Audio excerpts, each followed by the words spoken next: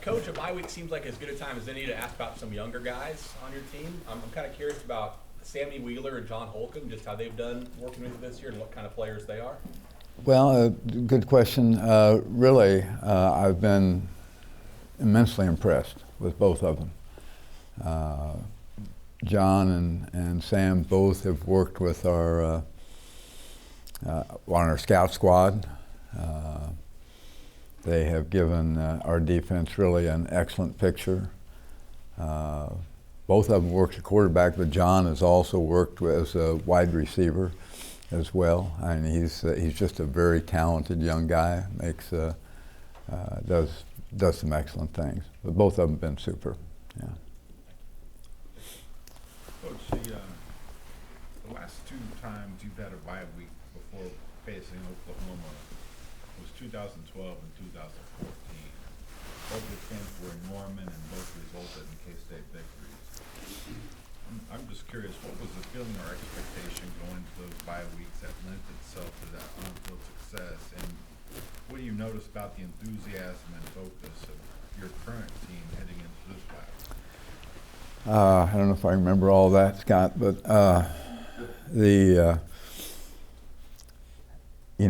but it's a good statistic. Trouble is, it's third time's a charm, so that it might work in the wrong direction for us this year. I can't think back and tell you necessarily why that it played out that way in those two previous ball games at Oklahoma under those circumstances. I think that we weren't a bad team in either case. I thought we were a good football team, and obviously we just played well. You have to beat a good Oklahoma team. I don't know that there's anything about those particular ball games that would impact dramatically or at all our preparation for this ball game. Preparation has not, and again, not all. I've looked back at those ball games previously, briefly, and I don't know that there's anything in particular that creates a similarity between those seasons and this season necessarily. And different teams, different players, different coaches in this respect. So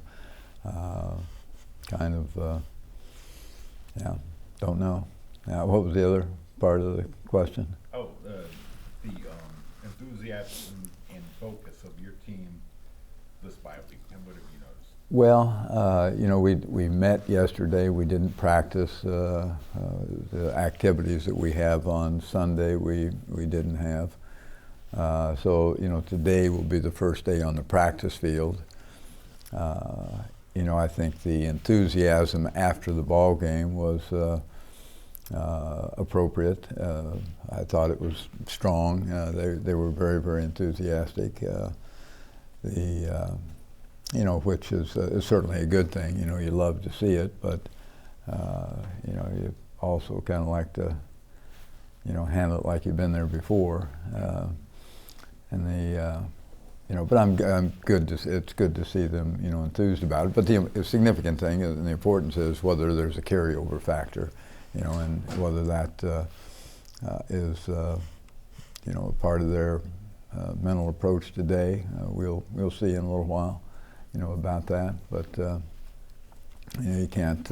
It's one victory in a season that. Against a pretty good football team, but they're, not the Green Bay Packers either. Yeah.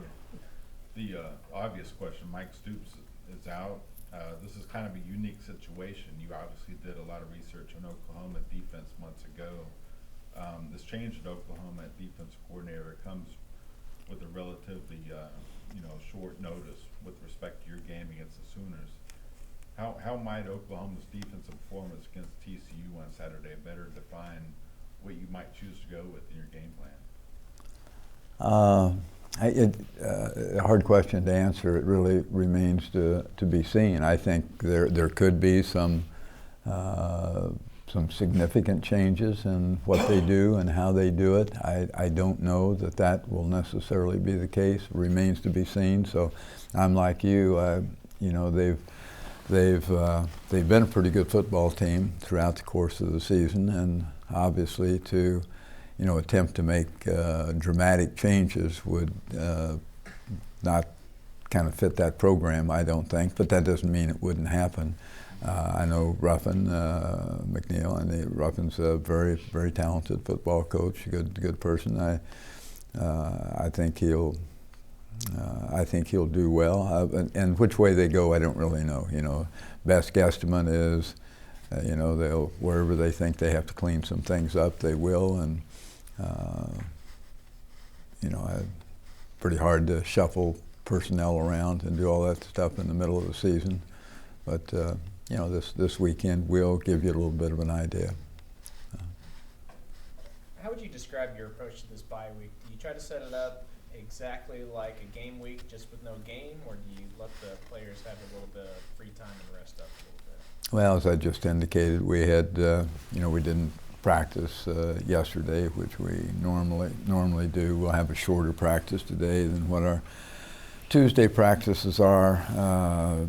You know, yesterday's meetings and today's meetings and practice will be centered around Kansas State, you know, and trying to improve what we do and try to do things we do better. You know, it really is about us. We'll continue that on Wednesday and the rest of the week, but we'll, you know, begin to process in our meetings and our practice and preparation some Oklahoma work as well. So.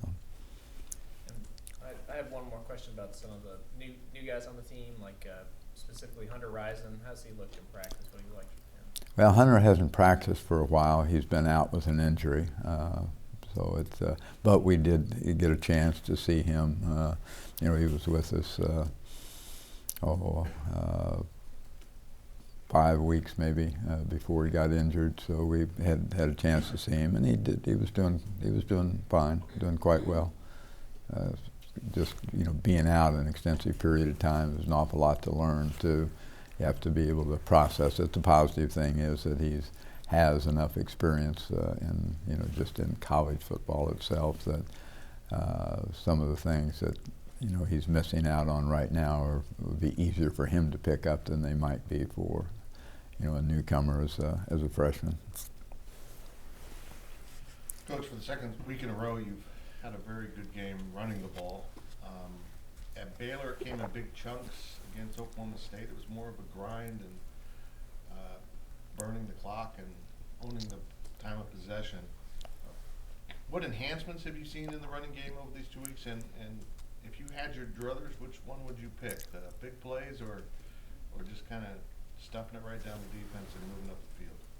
Well, as I've said so many times, you know, to me, you strive to be balanced, you know, and so that, you know, that's, as we've talked about so many times, it's between the run and the pass, but, you know, you have to have, you know, you have to have some big plays in the course of a ball game to be successful. You look at Oklahoma. I mean, Oklahoma thrives on big plays right now, and have during the course of the season. So that becomes highly significant, and not just in the passing game, but in the running game. And yes, I mean, we have run the ball well in a variety of different ways, but you know, that defense always has a lot to say with that. But I've, you know, been pleased with the progress of our offensive line, and they have done a nice job. And you know, we're going to have to improve our passing game. I mean, that's pretty obvious. I mean, a fourth grader could define that. So. We spent a lot of time talking about offense, but how good was your defense, and what did they do so right against Oklahoma State? Well, you know, what they do right was, I mean, that's the answer to the question. You know, it's being able to execute what your defense is, and that's exactly what they did. You know, it was being where you're supposed to be when you're supposed to be there, doing what you're supposed to be doing. You know, so, you know, what is that? That's a definition of discipline, and so they were far more disciplined. You know, I thought to, Oklahoma State had the capacity to score. They were a somewhat prolific scoring football team, and to hold them without a touchdown for 3 quarters, I thought was an excellent effort by our defense. But it didn't do anything that you normally don't do. It's just we did what we did better, much better. Finally, you came into the season with 2 new coordinators, new at the job.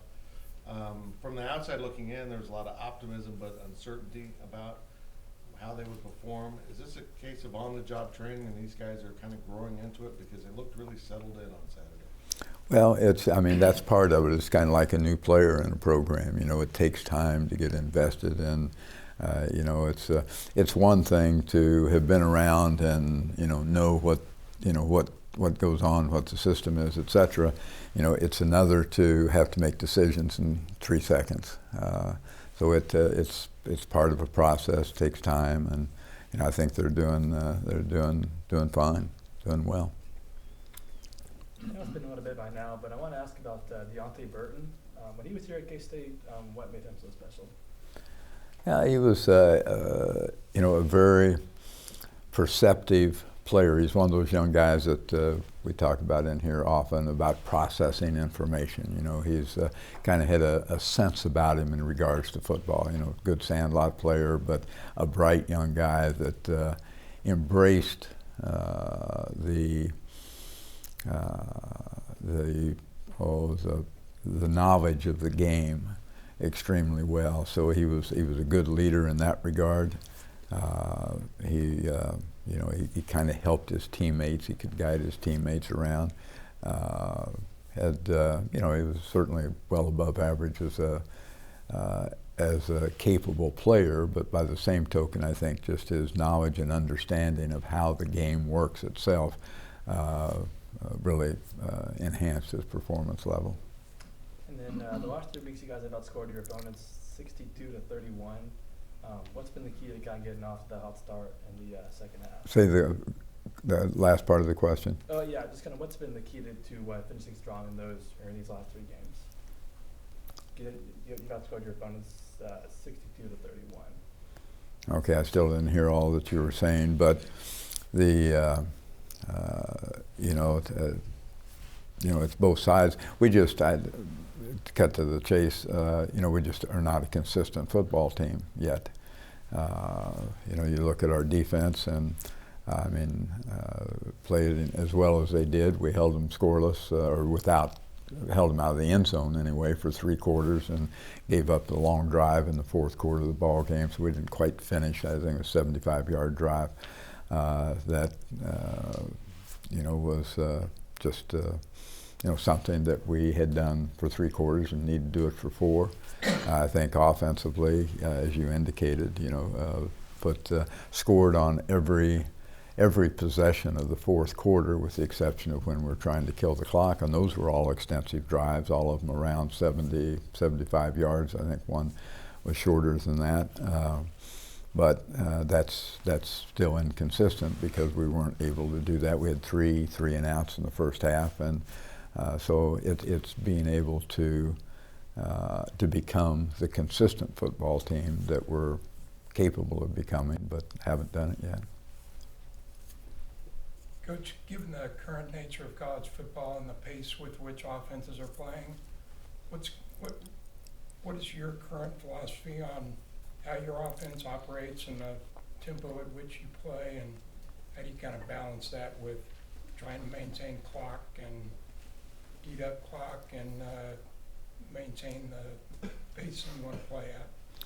Well, as I've said so many times, we have the capacity and practice to be able to run our offense at virtually any tempo that you would like. But, my feeling is, whether you want to say it's old school or not, defense normally wins football games, and when your defense doesn't have to be on the field,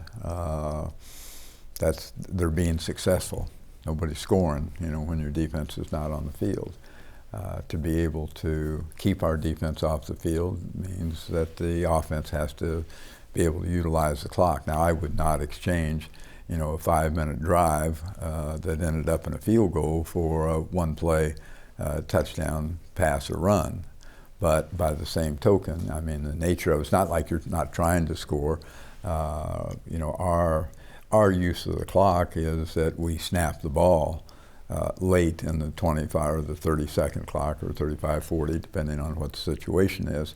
But that just takes time away from their, at least in my vision, takes time away from their offense being on the field. That's time that their offense could be on the field, which puts our defense on the field, which always puts you in jeopardy in regards to the score. Not because our defense is not playing well, but just because the other team has the ball and the opportunity for points.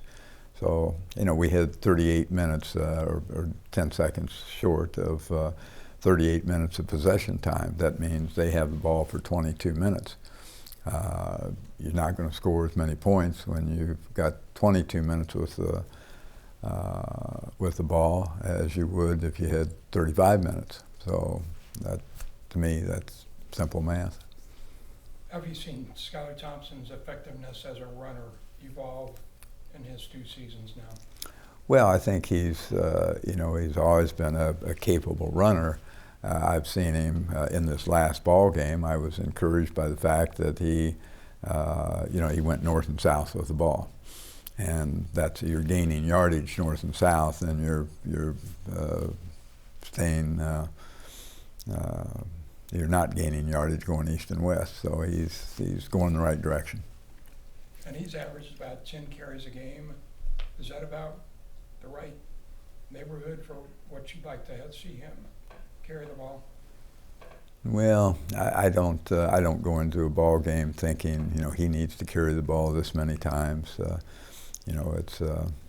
It kind of depends on how a ball game's going, what is effective, and how much of it's quarterback running game.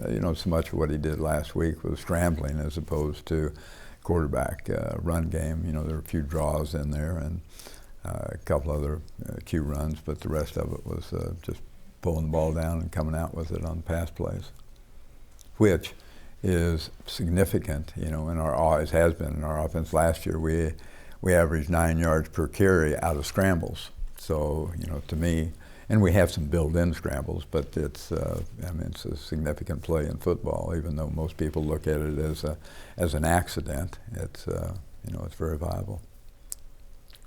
Coach, I want to follow up on the coordinators with Blake Seiler. It seems like his defense has become consistently better throughout the year. Where have you seen the biggest areas of growth with Blake just in his first year as a coordinator? Well, I think just becoming acclimated to having to make those rapid decisions on the field. He does, Blake's always been a good football coach. He's just never had to make those, 3-second choices. And when people are, lining up as quickly as they do, it's just being able to verbalize as much as anything. He knows what he wants to do, what we'd like to get on the field, but it's just being able to process it. And he's a bright young guy, very, very intelligent, and he processes it quite well. It's just the experience of doing it. It does seem like you've had more than your fair share of injuries this year. How much does that change your approach during a bye week? Do you have to back off more, having more injured players?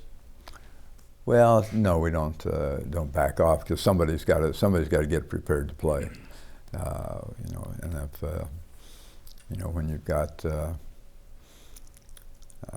guys that that can't practice, and you've got to take care of their health first, and so trying to get them well is the most significant thing. And when we can, we like to have them on the practice field, and if they can't. If they can't do some element of the practice, then we have them, kind of walk through and go through the mental processes that everybody would have to do, so that at least they've been able to process information at the pace they would have to in the course of a ball game. But as far as changing what we do, no, we don't. Coach, couple of us talking to Skyler after the game, and Skyler said that he felt like in the past few weeks he's been pressing, he's been forcing, he's been overthinking. You've had a lot of quarterbacks come through and have gotten to know them all. In your experience as a coach, how do you get so that pressing, forcing, and overthinking is no longer becomes an issue for young quarterbacks, or is that something they fully outgrow? I think, I don't know if outgrowth might be the appropriate phrase for it, but, it's just, you have to experience it. I mean, it's, there's probably the exception to the rule might have been Michael Bishop. Michael could have cared less about all the processing of information. Michael just played. Although, there came a time when he really grasped things. And I think it's just the experience. The more you do it, the more you grasp it, the easier it comes to you. Because you still have to, you got to know what's going on. And you got to know what to be in, what not to be in. I mean, that's part of the job description, so to speak. And if you haven't done it before and you haven't done it under the time frame that's allotted to you, which is in seconds, then it can become a little difficult, and tend to get tied up a little bit. But I think the more you experience it, if you do it over and over and over again, that's why practice is so important, and trying to put young people in as game-like situations as you possibly can to be able to learn how to process information. You hear me say that all the time about all positions, but as we all know, quarterbacks have to process more than virtually, anyone else. And but he's, he gets better at it, as all quarterbacks do with time. Do you see him overthinking right now? Oh. I think, you see some things, and you see some things and you say, why would you do this? And so we have dialogue about, why this, why that, etc. And, some of it you could perhaps attribute some of it to that. I would certainly agree with that. But therein again lies just, it's kind of like quarterbacks making decisions where to throw the ball. And defenses tell you where to throw the ball. And so it's a matter of being able to go through a progression in which you see receivers and you see defenders. And you have first choice, second choice, third choice, fourth, fifth, etc. And it's the capacity to go through all of those again and again and again. So repetition at doing the same thing, as it is true for all of us and whatever we do daily, is highly significant. And it's just something you have to do. You have to go through the growing pain, so to speak. Yeah. Coach, I know we've bugged you a lot this year about the new redshirt rule and how that works. You have a couple of true freshmen in Robinson and Knowles who have played this year. So they have 3 games left they can play without losing a redshirt. Is that part of the conversation about whether or not going to use them, is you have 3 games to play with 5 left, or is it just about, who's ahead on the depth chart, who deserves to play more? Well, it's right now it's about who needs to be on the field, who best helps their football team by being on the field. So yes, it's depth chart oriented. Now with youngsters that that are on the field because we need for them to be on the field, whether it's because of injury or just because of performance level, and if they are redshirt viable young players, then when we get to that period of time, we'll have to make a decision. We haven't gotten there yet, and it kind of depends on where they are at that particular point in time, how much time they're getting on the field. We make that decision whether 4 is enough or whether they need to go ahead and play. So, yeah. Another question on Alex Barnes. We've seen him play. You've seen him play. What more can you say about Alex Barnes right Well, probably not much more than what I've said, previously. I think he's a very fine player, and I love the tenacity that he plays with, and the aggressiveness. I thought probably as telltale a play as there was in the course of the ball game, but we've seen him, and we all know, that he's a tough, hard-nosed guy that'll stay on his feet and run and take hits and all that goes along with it. But he caught a pass out of the backfield in the ball game, a 25, 30-yard pass, and caught the ball and got hammered, right upon the catch. And there's a lot of momentum involved in that contact. He bounced right up and ran back. I mean, he wasn't laying on the ground or anything. I mean, he's just a tough, young guy, which I appreciate. And he didn't shy away from making that catch either when, he knew doggone good and well that, he was going to get hammered as soon as he caught it. So that was quite a play. Coach, this next matchup seems like quite the interesting one for one of your assistants, Zach Hansen, given that his wife is a member of Oklahoma's coaching staff or recruiting staff. As a married man yourself, how awkward or would that be if you had to go up against a team that your wife was associated with? Well, in my situation, my wife would not be associated with another team. She's hardly associated with this one, but I don't mean that in a negative way. I mean, she's got her life, and she's got a lot of things on her plate, and she does so much in the community that she stays very, very active. But, that's, I'm sure it's somewhat awkward, but we haven't dealt with it that way. I mean, that's her position, and she's, very confident and talented young lady, and does, I'm assuming, quite well. I don't really ask about it. Because I would never want to put her in a compromising situation, and nor Zach, in that matter. So I think they both handled it extremely well.